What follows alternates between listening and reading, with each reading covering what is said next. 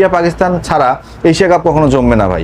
আফগানিস্তান যতই শক্তিশালী হোক, পাকিস্তান যতই শক্তিশালী হোক, বাংলাদেশ যতই শক্তিশালী হোক, ইন্ডিয়া পাকিস্তান ম্যাচ না থাকলে এশিয়া কাপে কোনো প্রকার স্পন্সর, টিভি সত্তা, যা যাবতীয় আছে, অ্যাড ম্যাট যা যাবতীয় আছে, আপনি ইনকাম করতে পারবেন না। সো ইন্ডিয়া পাকিস্তান ম্যাচটাকে যদি আরেকটু গভীরে নিয়ে যাওয়া যায়, তো যে এইখানে গিয়ে তারা এক হবে, তাহলে আমার কাছে মনে হয় এশিয়া কাপটা আরও বেশি জমতো।